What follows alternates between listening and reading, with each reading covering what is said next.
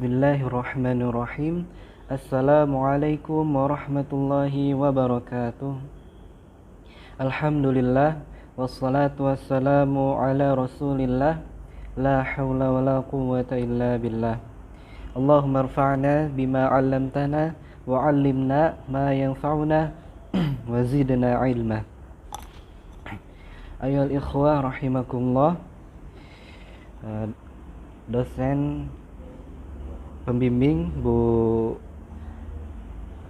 Indri Dirma Yunizul Pesa yang saya hormati dan teman-teman yang saya banggakan, mudah-mudahan selalu dirahmati Allah Subhanahu wa taala dan selalu dalam perlindungannya.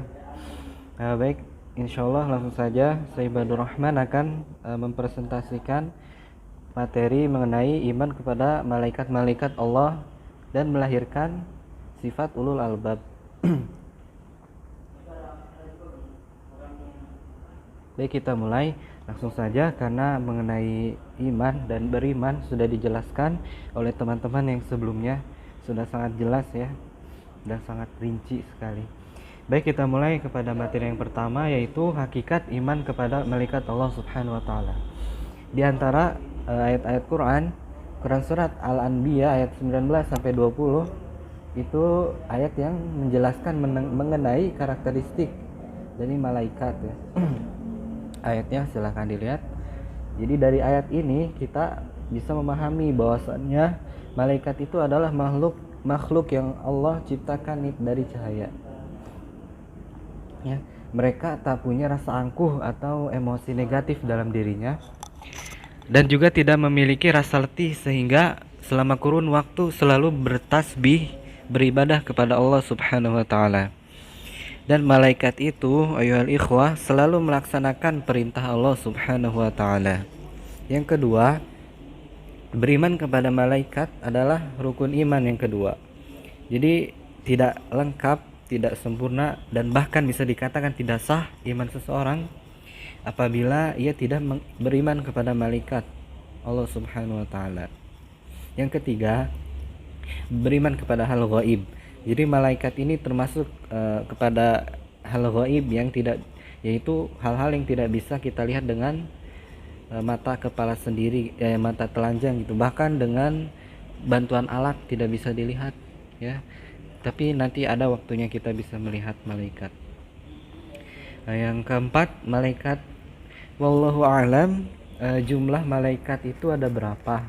Tapi dalam hadis-hadis yang masyhur itu sering disebutkan bahwasannya dalam sebuah konteks malaikat itu 70.000. Jadi jumlahnya itu bisa lebih dari itu. Namun malaikat yang wajib kita ketahui itu ada 10 ya. Yang mana yang kita kenal gitu, malaikat Jibril, Mikail, Israfil, Izrail, Munkar, Nakir, Ridwan, Malik, Raqib, dan Atid. Jadi semuanya punya peran dan tugas masing-masing. Jadi itu yang wajib diketahui, ada 10. Materi yang selanjutnya, fungsi iman kepada malaikat.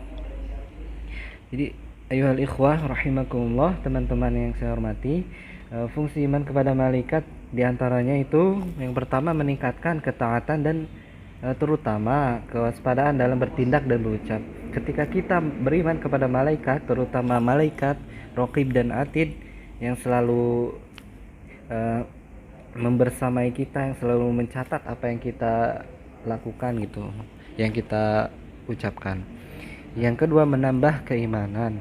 Yang ketiga, didoakan oleh para malaikat sebagaimana dalam Quran surat Al-Mu'min atau Quran surat Al-Ghafir ayat 7 ya, yang mana doanya a'udzubillahi minasyaitonirrajim, Rabbana wasi'ta kulla syai'ir rahmatan wa ilma faghfir lilladzi natabu wa taba'u sabilaka wa qihim adzabal jahim. Yang artinya, ya Allah ya Tuhan kami, rahmat dan ilmu yang ada padamu itu meliputi segala sesuatu, maka berilah ampunan kepada orang-orang yang bertaubat dan mengikuti jalanmu, mengikuti agamamu, dan perihalalah mereka dari azab api neraka yang menyala-nyala. Nah lanjut ayyuhal ikhwah rahimakumullah kepada materi inti, yaitu melahirkan sifat ulul albab. Ini berdasar dari Quran surat Ali Imran ayat 190 sampai 191. Akan saya bacakan. A'udzubillahi minasyaitonirrajim. Inna fi khalqis samawati wal ardi wa ikhtilafil laili wan nahari laayatin liulil albab الذين يذكرون الله قياما وقعودا وعلى جنوبهم ويتفكرون في خلق السماوات والأرض ربنا ما خلقت هذا باطلا سبحانك فقنا عذاب النار. Yang artinya, sesungguhnya dalam penciptaan langit dan bumi dan silih bergantinya malam dan siang terdapat tanda-tanda bagi orang-orang yang berakal, yaitu orang-orang yang mengingat Allah Subhanahu wa taala sambil berdiri atau duduk atau dalam keadaan berbaring, dan mereka memikirkan tentang penciptaan langit dan bumi seraya berkata, ya Allah, ya Tuhan kami, tiadalah Engkau menciptakan ini dengan sia-sia. Maha suci Engkau, maka peliharalah kami dari siksa neraka. Jadi teman-teman sekalian dan dosen yang saya hormati, saya mengambil 4 referensi untuk menafsirkan ayat ini. Yang pertama ada tafsir Jalalain. Baik, kita mulai dengan tafsir Jalalain. Inna fi khalqis samawati wal ard wa ma fihima minal ajaib. Jadi, dan apa-apa yang ada di antara keduanya itu merupakan sebuah keajaiban. Jadi ayuhal ikhwah, seperti yang kita ketahui bahwasannya keajaiban itu identik dengan kemustahilan. Mustahil apabila dinisbatkan kepada hamba, kepada makhluk, kepada manusia. Akan tetapi ketika dinisbatkan kepada Allah Subhanahu wa taala, itu menjadi mungkin, menjadi bisa, dan menjadi kenyataan. Kemudian waqtilafil laili wan nahar bil majai wal dhahabi wal waziyadah wan naqsani, yaitu datangnya malam dan siang dan perginya, waziyadah dan bertambah, serta naqsan yaitu berkurangnya. Nah, jadi itu ya, la ayatin yakni tanda-tanda dilalat ala qudratihi ta'ala. Jadi dilalat yaitu dalil-dalil atas kekuasaan Allah Subhanahu wa taala. Liulil albab, untuk orang-orang yang berakal. Lizawil uqul, yang memiliki akal. Alladzi, yakni orang-orang, na'tun lima qablahu, na'tun menjadi sifat lima qablahu, yang apa-apa yang berada ada sebelumnya, pada sebelumnya. Jadi alladzina itu bisa jadi sifat atau badal atau menjadi pengganti. Jadi ulil albab ya, dari ulil albab. Yazkurunallaha qiyaman wa qu'udan wa 'ala junubihim, yaitu muttaji'ina, dalam keadaan terlentang, ayy fi kulli halin, dalam segala keadaan. Wa an Ibni Abbas, dan Ibnu Abbas radhiyallahu an, yusalluna kadzalik. Jadi Ibnu Abbas itu sholat dalam keadaan demikian, hasbat taqati. Jadi sesuai dengan kemampuan gitu ya. Wa yatafakkaruna fi khalqis samawati wal ard, dan mereka memikirkan ciptaan Allah Subhanahu wa taala, yakni langit dan bumi. Liyastadillu,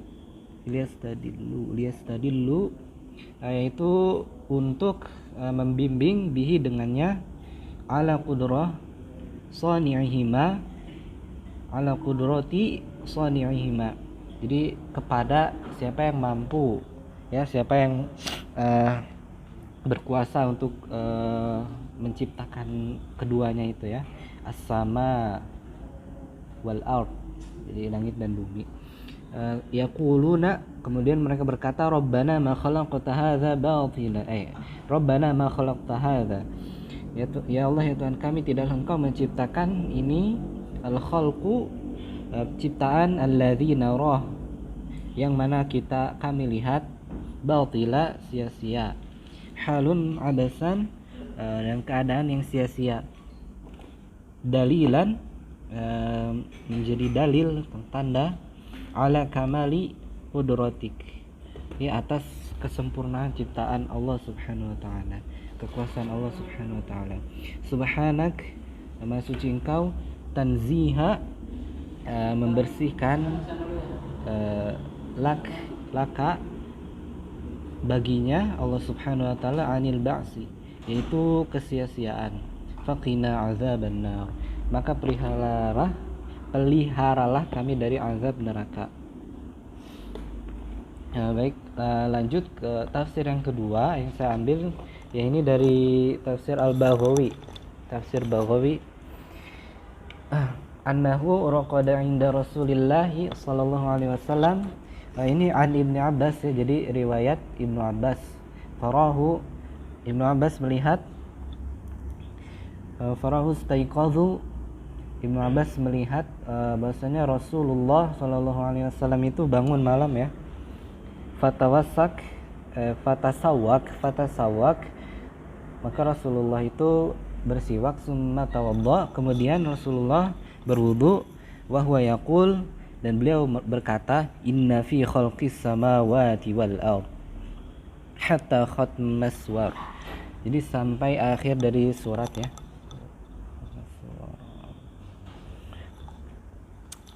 Summa qama fa shalla rak'atain. Jadi kemudian Rasulullah sallallahu alaihi wasallam itu salat 2 rakaat, ya, ya ikhwah. Jadi beliau ketika bangun langsung beliau bersiwak, kemudian berwudu dan membacakan ayat ini, kemudian beliau sampai akhir dari surat, kemudian beliau bangun dan melaksanakan salat 2 rakaat, fatal fihima. Jadi beliau itu memanjangkan salatnya, ya, al-qiyam waruku' wasujud, baik bangunnya, rukunya dan sujudnya. Sumang sorofa fanama, sumang sorofa, dan kemudian beliau itu pergi, ya, fanama, kemudian beliau istirahat, hatta nafakha, jadi sampai itu terdengar gitu, ya, suara nafasnya itu. Summa fa'ala dzalika salasa marrat. Ini kemudian beliau mengulangi apa yang beliau berbuat tadi, ya, salat 2 rakaat itu salasa marrat, 3 kali pengulangan. Jadi jumlahnya sita rakaat, jadi 6 rakaat, ya, jumlahnya. Kullu dzalika, jadi masing-masing dari itu totalnya 6 rakaat. Summa yatawadda, summa yaqra'u haula'il ayat. Jadi kemudian beliau membaca surat yang ini dan itu. Kemudian beliau melaksanakan sholat witir bisalasi rakaat, 3 rakaat. Summa atahul muazin, dan kemudian datanglah muazin, ya, untuk menyerukan azan maksudnya, ya. Fa kharaja ila sholati, dan kemudian Rasulullah SAW keluar untuk melaksanakan sholat. Jadi intinya itu beliau tahajud, ya, melaksanakan tahajud setelah membacakan ayat ini. Wa huwa yaqul, kemudian Rasulullah SAW berkata, ini doa, ya, Allahumma ij'al fi basari nura, wa fi sam'i nura, wa fi lisani nura, waj'al khalfi nura, wa amami nura, waj'al min fawqi nura, wa min tahti nura, Allahumma a'tini nura. Ya Allah, yang artinya ya Allah, ya Tuhan, ya Allah, ya Allah, ya Rabb, karuniakanlah kepadaku, kepada Rasul maksudnya, fi basari nura, penglihatannya cahaya, wa fi sam'i nura, dan pendengarannya cahaya, wa fi lisani nura, dan lisannya karuniakanlah atau anugerahkanlah kepada dalam lisannya itu cahaya, waj'al khalfi, dan di belakangnya nura, cahaya, wa amami nura, dan di depannya cahaya, waj'al min fawqi, dan di atasnya cahaya, wa min tahti, dan di bawahnya cahaya, Allahumma a'tini nura. Ya Allah, karuniakanlah kepadaku anugerahkanlah kepadaku nuro, cahaya. Jadi cahaya ini ayo ikhwah bisa diartikan sebagai hikmah atau ilmu ya, yang mana seperti kata ulama, al-ilm an-nur. Jadi ilmu itu adalah cahaya. Yang mengiaskan bahwasannya ilmu itu dapat menerangi ya, menunjukkan jalan. Yang di bawahnya juga sama, ini merupakan doanya ya. Sama juga riwayatnya dari Ibnu Abbas radhiyallahu an.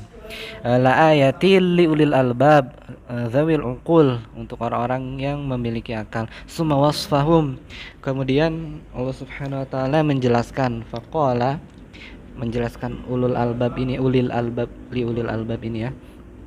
Alladzina yadhkuruna Allaha qiyaman wa qu'udan wa 'ala junubihim. Jadi orang-orang yang berzikir Allah Subhanahu wa taala dalam keadaan berdiri, duduk, dan dalam keadaan berbaring. Qala Ali bin Abi Thalib wa Ibnu Abbas wa Nakhai wa Qutadah, Abu Qutadah ya.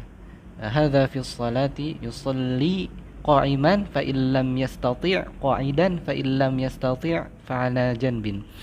Jadi dalam salat ini ya, dalam ayat ini salat itu dilakukan dengan cara berdiri, fa illam yastati' apabila tidak mampu, qa'idan duduk, dan apabila tidak mampu maka atasnya boleh berbaring atau dalam keadaan tidur.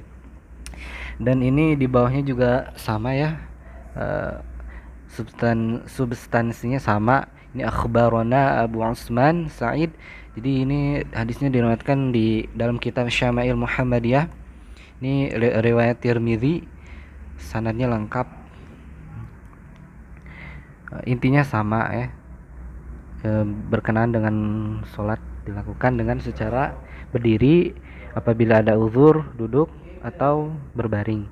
Lanjut kepada tafsir yang ketiga, yakni tafsir Muyasar. Sebagai pelengkap saja, silakan untuk dibaca. Baik, cukup ya. Tafsir yang terakhir ada Zubdatut Tafsir min Fathil Qadir ya, ini Syekh Dr. Muhammad Sulaiman Al-Ashqar, Mudaris Tafsir Universitas Islam Madinah ya. Pertama beliau menafsirkan waqtilafil laili wan nahar, dan silih bergantinya malam dan siang, ya ini pada pergantian keduanya dengan datang setelah kepergian salah satunya. Jadi nggak bentrok ya ayo ikhwah, itulah keunikannya. Dan perbedaan panjang pendek waktu keduanya, dan panas dinginnya, dan lain sebagainya. Jadi setiap daerah itu pasti berbeda ya ayo ikhwah. Inilah Masya Allah, unik sekali ya ciptaan Allah Subhanahu wa ta'ala, itu sangat detail. La ayatin, terdapat tanda-tanda, yang ini tanda-tanda yang jelas dan bukti yang nyata atas sang pencipta Allah Subhanahu wa ta'ala. Liulil albab, bagi orang-orang yang berakal, ya ini akal yang bersih dari kekurangan apapun, karena hanya dengan memikirkan apa yang Allah sebutkan, apa yang Allah Subhanahu wa ta'ala sebutkan pada ayat ini cukup bagi orang yang berakal untuk menyampaikannya pada keimanan. Jadi keimanannya tidak dapat digoncangkan oleh syubhat dan tidak terhalang oleh keraguan. Ayat 191-nya, alladzina yadhkurunallaha qiyaman wa qu'udan wa 'ala junubihim, yaitu orang-orang yang mengingat Allah sambil berdiri atau duduk atau dalam keadaan berbaring. Ya ini mereka senantiasa berzikir kepada Allah dalam setiap keadaan. Nah, dan dulu Rasulullah pun senantiasa berzikir kepada Allah setiap waktu ya. Jadi dalam hadis Bukhari dikatakan